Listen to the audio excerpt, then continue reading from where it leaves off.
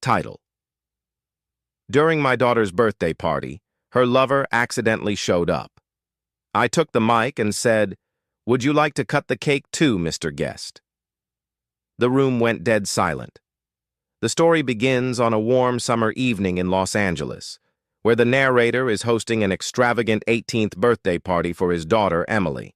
The backyard of their sprawling Beverly Hills home is transformed into a dreamlike venue with pastel-colored balloons, string lights twinkling in the dusk, and a massive three-tiered cake placed as the centerpiece.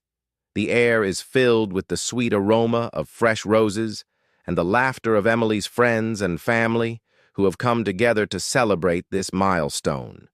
The narrator describes how much effort went into planning the event, from booking Emily's favorite band to ensuring the catering included her beloved chocolate-dipped strawberries. This party was meant to showcase their bond and the pride he felt as a father. However, beneath the surface of the party's glamorous facade, subtle tension is brewing. Over the past few weeks, Emily had been acting unusually secretive, spending long hours on her phone, sneaking out for study sessions, and growing increasingly defensive when asked about her personal life. The narrator dismissed these behaviors as the typical growing pains of a teenager finding her independence. But tonight, those small cracks in their relationship weigh heavily on his mind as he watches her greet the guests with a mix of nervous excitement. The narrator shares a heartfelt moment, recalling a recent argument between Emily and her mother, Susan, about a friend Emily had refused to introduce to the family. Susan had chalked it up to a harmless teenage crush, but the narrator couldn't shake the unease growing in the back of his mind. As the final guests arrive and the party begins, the narrator is determined to make this night memorable for all the right reasons, unaware of the shocking revelation about to unfold. As the evening progresses, the narrator describes the party becoming livelier. Guests are mingling, Emily is laughing with her closest friends, and Susan is chatting with relatives near the poolside bar. The band plays a soft acoustic version of Emily's favorite song, adding a serene atmosphere to the celebration. The narrator takes a moment to reflect on how happy his daughter looks, her smile lighting up the garden as she poses for photos in her pastel blue dress. For a fleeting moment, the unease from earlier fades, and he feels proud of the event he orchestrated for his daughter. Just as the narrator begins to relax, the doorbell rings. A server opens it, revealing a man in his early 20s standing awkwardly on the front porch. He's sharply dressed with a confident air that doesn't match the bewildered expression on his face. The narrator watches from a distance as the man scans the crowd, hesitating for a moment before stepping inside. Something about him feels off. His age, for one, seems too old for Emily's circle of friends. The narrator senses the shift in energy as the man makes his way through the crowd, his eyes searching for someone. Emily spots him first. Her reaction is immediate and startling. Her face flushes, and she glances nervously toward her parents, clearly hoping they haven't noticed the newcomer. The narrator catches this exchange and feels a pang of suspicion. Who is this man? Why is his presence making Emily so visibly uncomfortable? Susan notices the interaction as well and leans in to whisper, "Do you know him?" The narrator shakes his head, but his gut tells him something isn't right. Emily quickly approaches the man, pulling him aside near the dessert table. Their conversation is hushed, their body language tense. The narrator begins to connect the dots. This stranger isn't just a random guest, and he certainly wasn't invited. 3. Piecing it together, the suspense intensifies. As Emily continues her hushed conversation with the mysterious man near the dessert table, the narrator grows increasingly suspicious. From his vantage point by the bar, he notices the subtle but telling signs. The way Emily nervously tugs at her necklace, the man's occasional glances toward the crowd, and their deliberate attempt to stay out of sight. The joyous backdrop of the party, the laughter of children, the soft melodies from the band, and the warm glow of the fairy lights strung across the garden, only makes the tension in the air more pronounced. The narrator exchanges a glance with his wife, Susan, who is now watching the interaction with narrowed eyes. "Do you think we should ask Emily who he is?" she murmurs, her tone carefully measured. But before the narrator can respond, he notices something that makes his stomach churn. The man's hand briefly brushes against Emily's in a way that feels far too familiar. He begins to piece together the puzzle. This isn't just a friend from school or a co-worker Emily invited at the last minute. The man's age, his demeanor, and Emily's obvious discomfort suggest something deeper, something hidden. The narrator recalls the odd moments over the past few months. Emily's frequent late-night calls, her sudden interest in dressing up for study group sessions, and the times she'd brush off questions about her plans. The tension escalates when the man steps away, heading toward the drink station. Emily quickly intercepts him as if trying to shield him from the crowd. The narrator seizes the opportunity to step closer, pretending to grab a drink while eavesdropping on their conversation. Though their voices are low, he catches snippets. "I told you not to come, and I just wanted to see you." The realization hits him like a freight train. This man isn't just a guest, he's Emily's secret lover. The thought makes his blood boil, but he forces himself to stay calm. This is his daughter's birthday, and any rash action could ruin the night. Instead, he chooses to observe, waiting for the right moment to intervene. The narrator finally decides that the time for quiet observation is over. As Emily and her mysterious guest attempt to blend into the crowd, he calmly makes his way toward the stage where the microphone is set up for the cake-cutting announcement. The vibrant scene of the party, a backyard in Beverly Hills adorned with string lights, pastel balloons, and tables lined with delicately crafted desserts, provides a stark contrast to the storm brewing inside the narrator's mind. With an easy smile that masks his inner turmoil, the narrator taps the mic to grab the attention of the room. The chatter dies down, and all eyes turn to him, including Emily's, whose expression shifts from surprise to apprehension. "Ladies and gentlemen," he begins, his voice steady but laced with subtle intensity, "before we cut this beautiful cake for Emily's 18th birthday, I'd like to give a special shout-out to one of our unexpected guests." The room falls into a tense silence as the narrator turns his gaze directly toward Emily's companion, who is now frozen near the dessert table. Emily's face flushes with panic, her attempts to signal the man to leave now glaringly obvious to everyone. The crowd's attention shifts between the narrator, Emily, and the man, their curiosity and unease growing with each second. "Mr. Guest," the narrator continues, the sarcasm in his tone now unmistakable, "would you like to join us at the cake table? After all, you seem to have been such an important part of Emily's life lately." His words land like a thunderclap, leaving the crowd stunned. The guests exchange whispers. Susan stiffens in her chair, and Emily looks as though she wants the earth to swallow her whole. The man, caught off guard, hesitates before awkwardly stepping forward. His confident demeanor from earlier is now replaced with visible discomfort.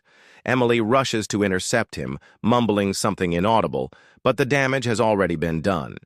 The atmosphere of the party shifts dramatically, with the cheerful energy replaced by palpable tension. The narrator's deliberate choice to stage the confrontation publicly leaves no room for denial.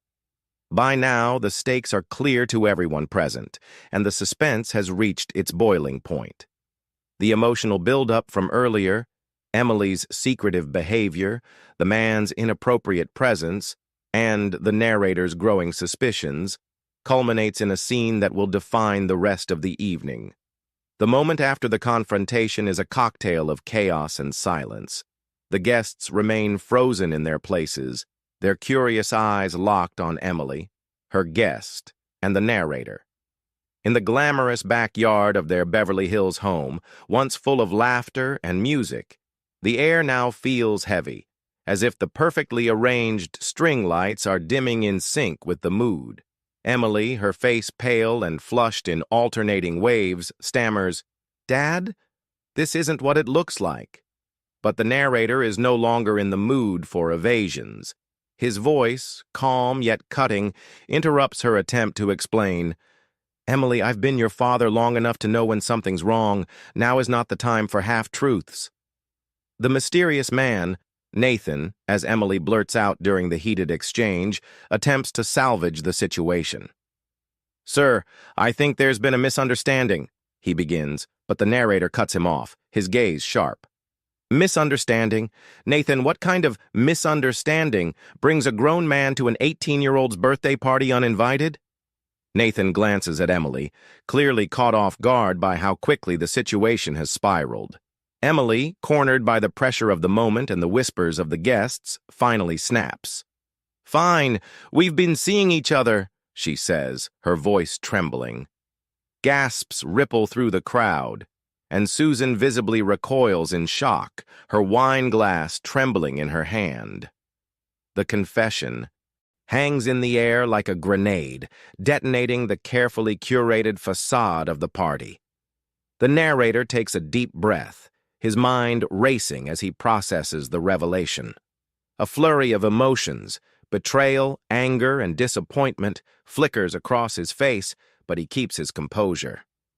"Seeing each other?" he echoes, his tone icy. "Nathan, do you have any idea how inappropriate this is? You've crossed a line." Nathan attempts to defend himself, claiming he truly cares for Emily, but the narrator isn't buying it. The crowd is now fully engaged, their eyes darting between the unfolding drama and each other, murmuring in disbelief. Emily pleads with her father, tears streaming down her face. "Dad, please, he's not what you think. I love him." The narrator, torn between his paternal instinct to protect his daughter and his rage at Nathan's audacity, looks at Emily with both heartbreak and resolve. "Love?" he says quietly, his voice barely above a whisper. "Emily, love doesn't hide in the shadows. Love doesn't show up uninvited to family events like a thief in the night." The fallout becomes unavoidable. The guests, sensing the weight of the moment, begin to discreetly leave, understanding this family matter is beyond their place. Nathan, realizing he's overstayed his welcome, awkwardly excuses himself, but not before the narrator warns him in a voice laced with finality. "You will never step foot in this house again. Do you understand me?" Emily, devastated and humiliated, runs inside, leaving her father standing alone on the stage. The once celebratory atmosphere has completely disintegrated, replaced by an overwhelming silence. The narrator watches as the last of the guests filter out, his heart heavy, but resolute. The fallout has not only changed the evening, it has permanently shifted the dynamics of their family.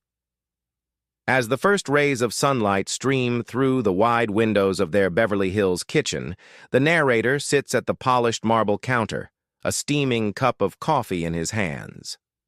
The house, which had been buzzing with laughter, music, and eventually chaos just hours before, now feels eerily quiet. The events of the previous night play on a loop in his mind: Nathan's unexpected arrival, Emily's heartbreaking confession, and the stunned silence of their guests as they slipped away one by one. The calm of the morning is interrupted by the soft shuffle of footsteps. Emily appears in the doorway, her eyes red and puffy from crying. She hesitates for a moment, then walks into the room, clutching a tissue in her hand. "Dad," she begins, her voice trembling. The narrator looks up, his expression unreadable, and gestures for her to sit. Through tears, Emily begins to apologize, her words tumbling out in a mixture of regret and desperation. She explains how she had felt misunderstood and pressured by the family's high expectations. "You and Mom always want everything to be perfect," she says, her voice breaking. "But I needed to make my own choices, even if they weren't perfect." The narrator listens intently, his coffee untouched. For the first time, he begins to see the cracks beneath Emily's confident exterior. Her rebellion, though misguided, was her way of asserting independence in a world where she often felt confined. He takes a deep breath before responding, choosing his words carefully. "Emily," he says, his tone steady but firm, "I've always wanted the best for you, not to control you, but to protect you. Love is a powerful thing, but it's not an excuse to ignore boundaries or make reckless decisions." Their conversation shifts into a heartfelt father-daughter talk, the tension of the previous night giving way to a fragile sense of understanding. The narrator sets boundaries, explaining that while he loves her unconditionally, trust isn't something that can be repaired overnight. "Respect has to go both ways," he says. "You have to trust that I'm looking out for you, and I have to trust that you'll make choices with integrity and thought." Emily nods tearfully, understanding the gravity of her actions and the pain she caused. The narrator doesn't shy away from addressing Nathan's behavior, reminding her that love should be built on mutual respect, honesty, and transparency, not secrecy and lies. The kitchen fills with a tense yet hopeful silence as both father and daughter begin to pick up the pieces of their strained relationship. As days pass, the chaos of that unforgettable evening at the birthday party begins to settle. The narrator, sitting on the deck of their Los Angeles home overlooking the shimmering Pacific Ocean, reflects on the series of events that fractured, yet strangely illuminated, their family dynamic. He admits to himself that the night was a wake-up call, a painful, unexpected moment that forced them to confront truths they had been avoiding. Emily, though still grappling with the weight of her, started to show a new sense of maturity. She's been making small but meaningful efforts to rebuild trust, sharing more openly, sticking to her commitments, and spending quality time with her parents. The narrator watches her carefully, his heart heavy but hopeful. Trust, he knows, is fragile and takes time to repair, but the effort on both sides signals a step in the right direction. The narrator reflects on the lessons learned, acknowledging that family relationships, much like life itself, are inherently messy. No family is perfect, he thinks, and no bond comes without its tests. The events at the party underscored that love, though often tested by mistakes and misunderstandings, has the power to endure if both parties are willing to fight for it. As he sips his coffee on a crisp California morning, he smiles faintly, imagining a brighter future for Emily. He hopes this experience has taught her that choices, especially in matters of the heart, must come from a place of respect for oneself and others. He silently vows to support her in her journey, not as a controlling figure, but as a guiding hand she can always rely on. Ending with a note of optimism, the narrator shares his thoughts with the audience. Family isn't about avoiding mistakes. It's about how you face them together.